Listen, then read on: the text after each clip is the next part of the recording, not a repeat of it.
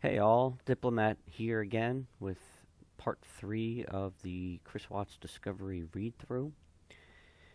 We're starting here at page 13, and I'm actually going to I'll share the page that I'm on within Adobe, but also the Discovery page, because that's different.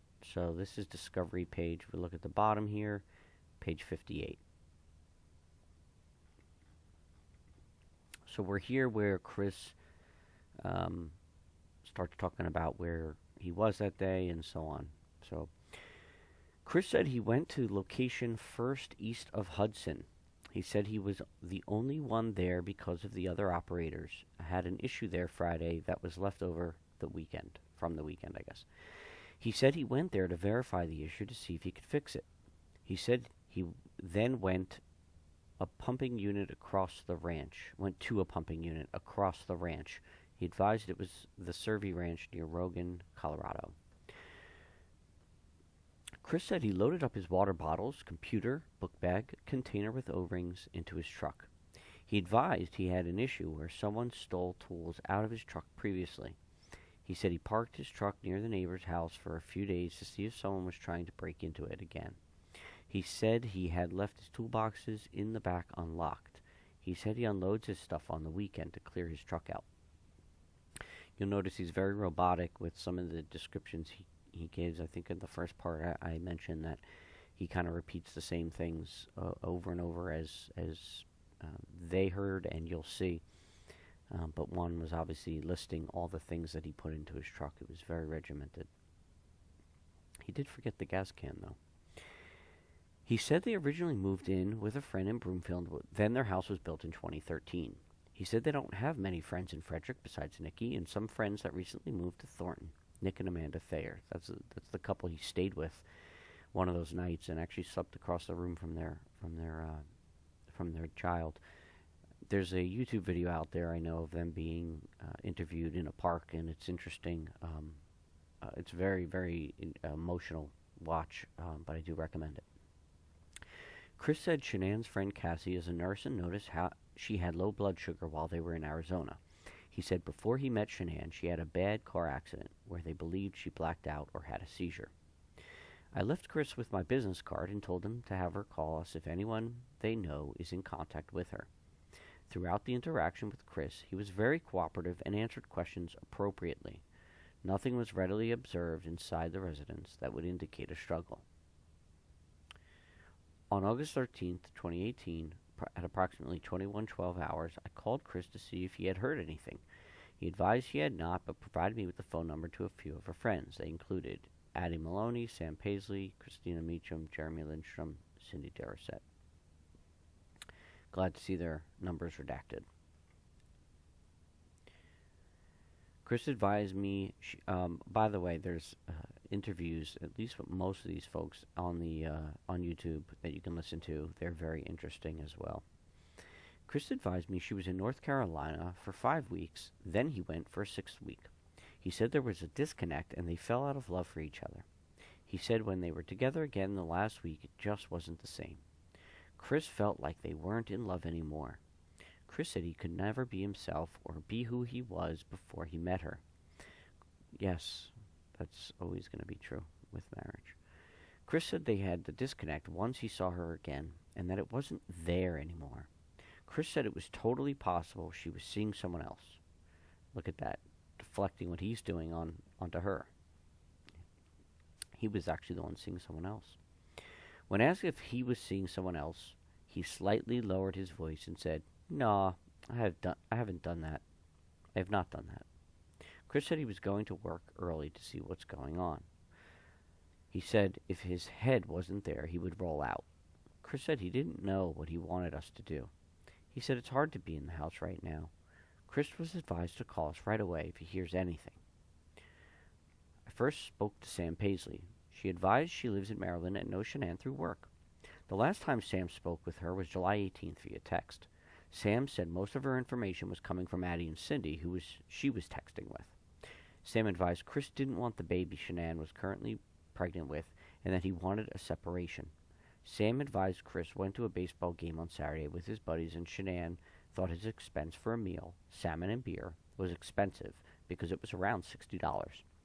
Sam advised she thought Chris ate at the Rusty Bucket in Westminster around 8 p.m. and arrived 2 hours later. Sam advised Shanann was experiencing nausea with the pregnancy. Sam provided me the contact information of Cindy. So you see, even someone like Sam, who hadn't texted with Shanann since July, she even knew about Chris not wanting the baby, and Shanann, and also about the separation. So it's very interesting, and it's great actually to see this group of girls were very open and transparent with one another, which really helped in this whole situation. I don't know how many friends you guys all have that know this much of detail about what's going on in your life, but it's important people know. Some people, even one, knows what's going on in your life, so that they can you can have people there for you. I then spoke with Jeremy. He advised Shanann has a very scheduled life. He advised the kids did take medication. Chris had brought the girls to his house on Sunday for a birthday party. Jeremy lives in Erie and sees them once every few months. When I called Jeremy, he was just leaving Chris's house with his wife. I then spoke with Cindy. She was in Arizona with Shanann. Cindy lives in Arizona. Her and Addie had dropped Nikki and Shanann off at the airport Sunday evening around 7 p.m. Cindy saw Nikki for the work event Friday, Saturday, and Sunday. Cindy advised they work for Lavelle. That's the parent company of Thrive. Cindy advised Shanann, told them that Chris was becoming distant, and said they weren't compatible anymore. Cindy said Shanann was blindsided by this. Cindy said they were making plans to go away for the weekend. She meant that Shanann was planning a trip for, I think, that following weekend as a getaway for her and Chris to reconcile. She mentioned that Chris recently deleted his Facebook account, so that was something odd that he had done prior to the murders. Chris used to post on Facebook how proud he was of Shanann and the kids. Cindy said Shanann was pregnant with a boy, but they had canceled the gender reveal party because the energy wasn't right. Cindy said Chris has recently started to get more fit. Cindy advised Shanann was a very routine-oriented person and described her as a helicopter mom. Cindy described Chris as a passive and calm person. Cindy said Shanann has lupus. She also said Shanann was very distraught about Chris and that he was getting annoyed with her recently. Cindy advised she has known Shanann for a couple of years and saw them in April or May in New Orleans for work. I then spoke with Christina. Christina lives in Hawaii and described herself and Shanann as best friends and have known each other for 14 years. She advised they talk every day. The last they spoke was Friday, and Christina didn't bother her the other days because she was on her trip. Christina advised Chris has been cold towards Shanann recently. While in North Carolina, Shanann called Christina and said he wouldn't touch or kiss her anymore. Shanann told her that Chris didn't want the baby she was pregnant with and that he was scared. He was happy with having only two girls. I can't imagine saying that. Your wife's pregnant with a baby and you're telling her you're just happy with having only 2 girls. What are you suggesting? Awful. Chris told Shanann they weren't compatible anymore. Shanann was in North Carolina without Chris for 5 weeks, then Chris went there the last week. Christina said on Friday Shanann told her she was having a baby boy and was super excited. Shanann said Chris was willing to go into therapy with her and they had planned to go to Aspen. Christina lived with Chris and Shanann last year for 2 months.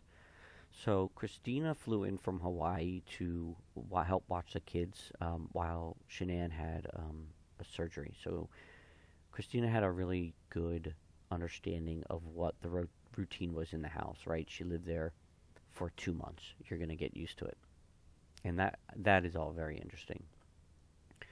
So she lived when she had surgery to help take care of the kids. Christina said Shanann was in charge of the household, and they were very loving and caring towards each other. Speaking of Chris and Shanann.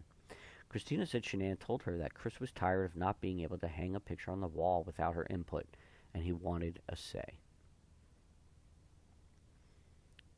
Christina said their marriage began to...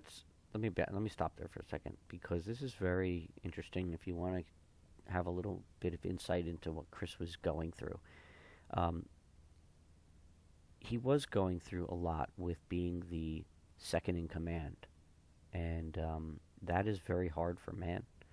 Doesn't excuse anything he did, never will.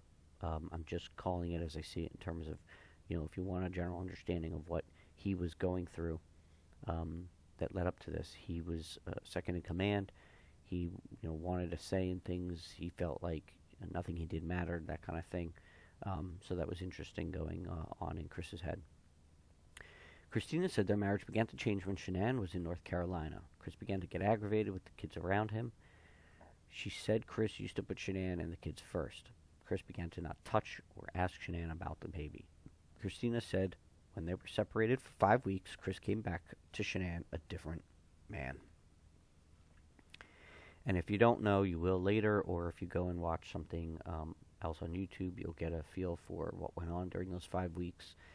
He was obviously with his mistress, and so when he went to North Carolina that last week, I mean that was a week following him being with his mistress almost every day probably, and so absolutely he's going to go down there to North Carolina as a changed man.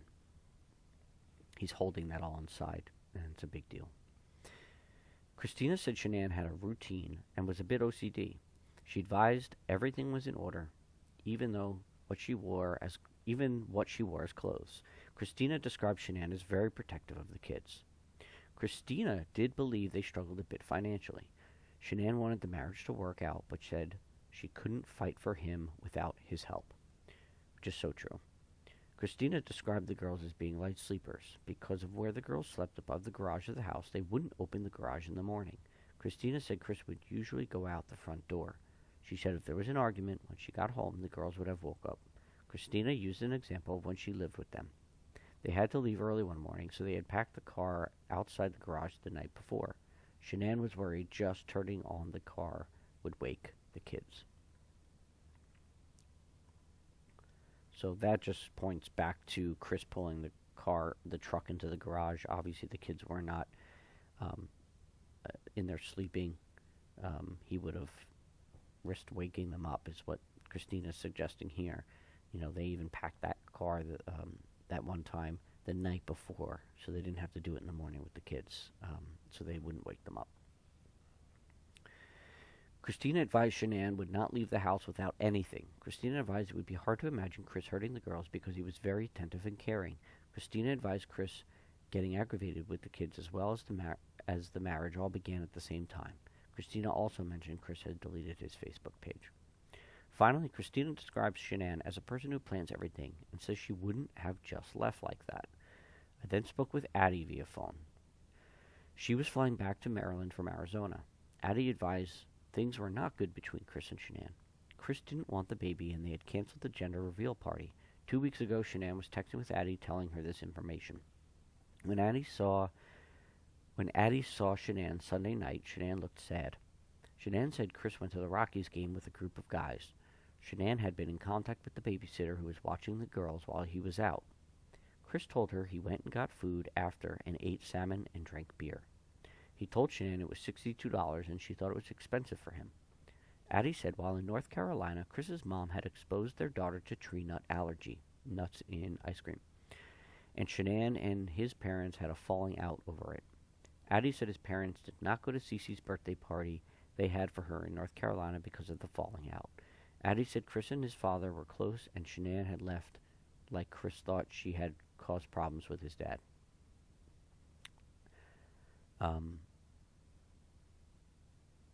That's one repeating thing that you'll see with Chris's family is the things that they didn't go to, all starting back from the engagement party for Chris and Shanann, the wedding. They didn't go to the wedding. And then also here they didn't go to the birthday party. It was a form of maybe punishment or a way of making a statement, that we don't accept you, and we're going to show you that by not attending these very important events. That's my opinion anyway. Addie said Chris had also deleted his Facebook account last Thursday, which is strange because social media is used regularly for her business. Chris told Shanann he needed a break from Facebook. Addie said Chris seemed to come around to the idea of another baby when he found out it was a boy because he wanted a boy. When Addie found out they were having problems, it came as a huge shock to her. She advised Chris told Shanann they didn't communicate well anymore, but wouldn't really say what was wrong with the relationship. Addie said Shanann was anxious to get home because Chris was coming around prior to her going to Arizona. Shanann was also looking forward to getting away with him for the weekend. It's that trip she was planning. Addie believed Nikki was going to watch the kids while they were gone, but wasn't sure. Addie said Shanann was the best mom she knows and wouldn't have left medicine, phone, or car seats. Addie said Shanann was the most organized person and planned everything. So it's really interesting if you just think about, Chris's compliance helps lead to all this. He offers the numbers to all her best friends. He thinks he's doing that to just be compliant and show that he's, caring.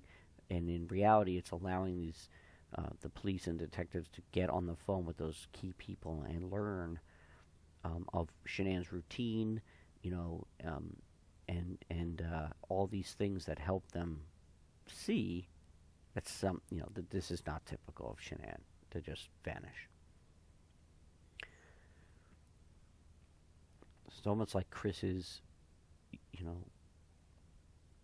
efforts to show that he's innocent do actually the exact opposite. Very interesting. Addie described Chris as being a great dad. Addie said the only person in Colorado that knew of the marriage problems was Nikki. Most of Shanann's friends are through the business. Addie said Shanann would go on playdates and mentioned Amanda, who used to be the director at the school. A female by the name of Karen they work with was also in Arizona and lives in Colorado, but they didn't discuss Chris with Arizona. I do apologize. Sometimes these are not written as perfect sentences, so it just makes it a little hard to read, but that's all right. We'll get through it. Addie also mentioned Chris told her a neighbor has a security camera that is pointed at their house. For a full account of my conversations with all the friends, please refer to the taser camera footage. Agreed. You can see that on YouTube.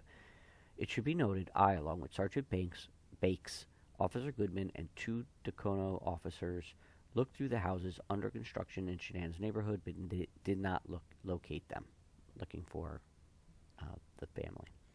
A caller from Sandy, Utah, had observed a Facebook post regarding Shanann. She advised she observed a guy with 2 young girls that looked similar to the missing children at the Dimple Dell Aquatic Center in Sandy, Utah, at approximately 6:05 p.m. The person, I guess, we don't need to go into names, but video and photos were uploaded to evidence.com. No further information.